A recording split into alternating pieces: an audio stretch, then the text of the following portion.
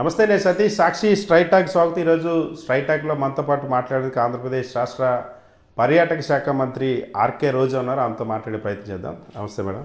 నమస్తే అండి.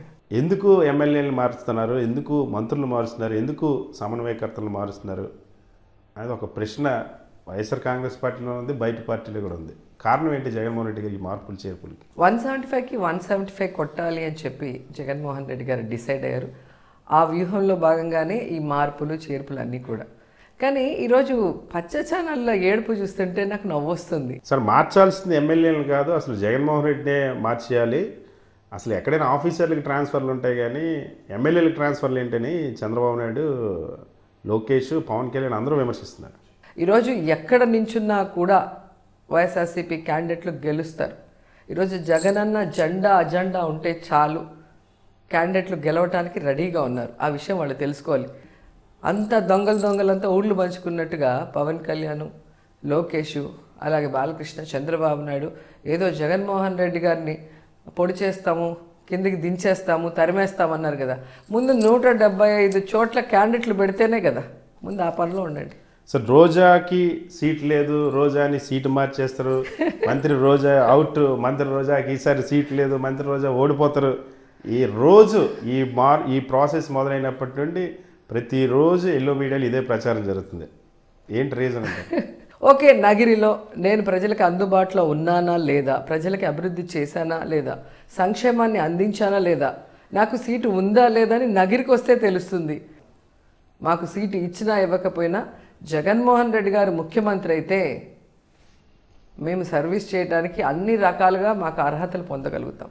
ఈ నమ్మకం వైఎస్ఆర్ కాంగ్రెస్ పార్టీలో ఉన్న ప్రతి లీడర్లో ఉంది.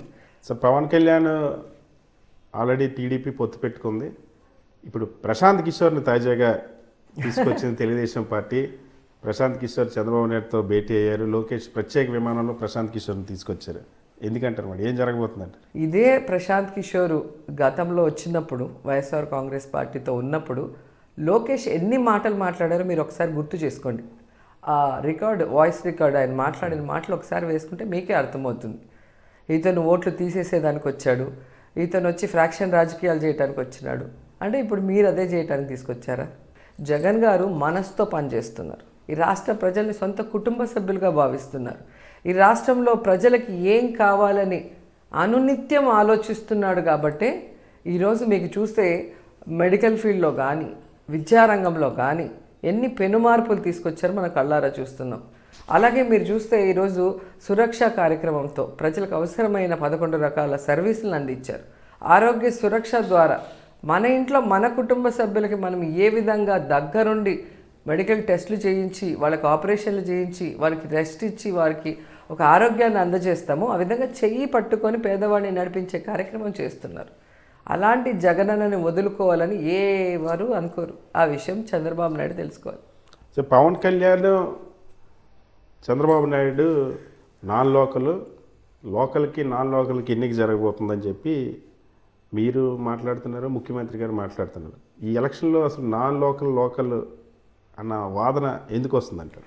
ఈరోజు మీరు తెలుసుకోవాల్సింది ఒక్కటే, జగన్మోహన్ రెడ్డి గారు, వాళ్ళ నాన్న వైఎస్ఆర్ గారు, వాళ్ళ తాత రాజారెడ్డి గారు పులివెందుల్లో పుట్టారు, పులివెందుల్లో పెరిగారు, పులివెందుల్లో ఇల్లుంది, ఓటు అక్కడే వేస్తున్నారు, అక్కడే కంటెస్ట్ చేస్తున్నారు.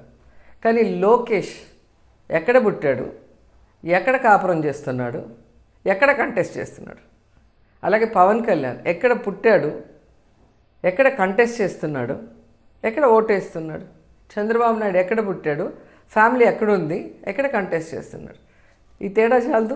జగన్మోహన్ రెడ్డి గారు లోకల్, వాళ్ళందరూ నాన్ లోకల్ అని. అందుకే మేము అంటున్నాం, ఈ రాష్ట్రంలో ఉన్న 4 కోట్ల ఓటర్స్కి అలాగే నాన్ లోకల్స్కి జరిగే ఈ యుద్ధంలో లోకల్స్ అయిన 4 కోట్ల మంది ఓటర్సు లోకల్ అయిన జగనన్నకే అండగా నిలబడ్డారు.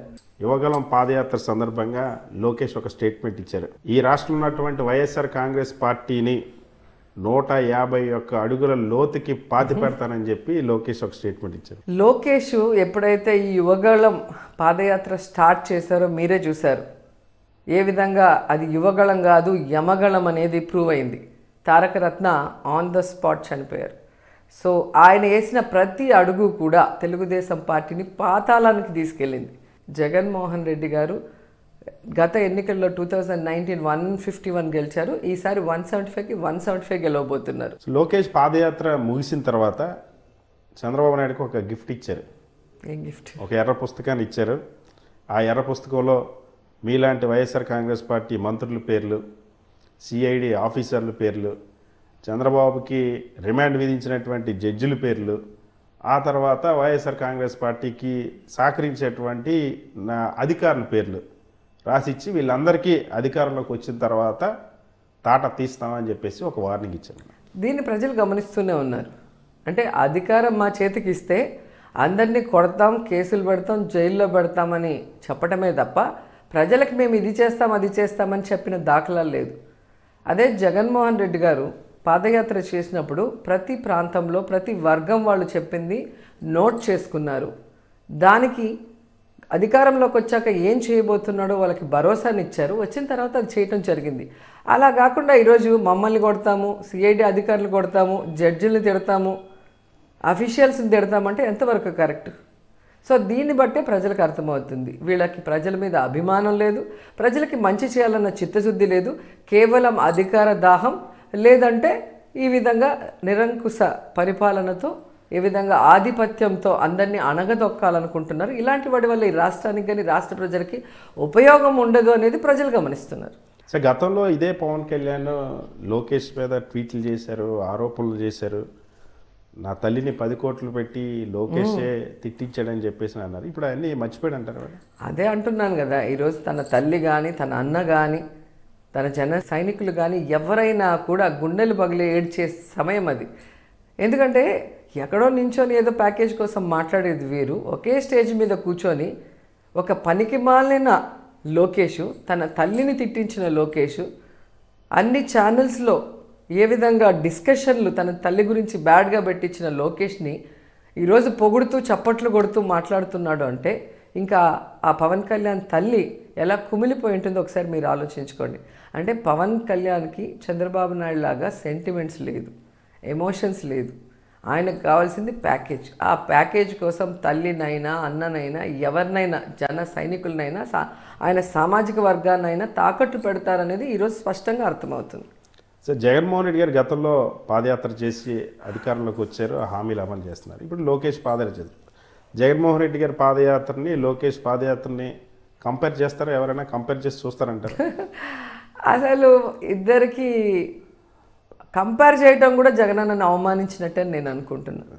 ఎందుకంటే ఇడుపల్లిపాయ నుంచి ఇచ్చాపురం వరకు ఎండైనా వానైనా తేనెటీగల్ని మీదికి వదిలారు, కోడికత్తి అని చెప్పి వీళ్ళు ఏడిపిస్తే ప్రాణం తీయడానికి ట్రై చేసి దాన్ని కామెడీ చేయాలన్న ప్రయత్నం చేశారు తెలుగుదేశం పచ్చ ఛానల్.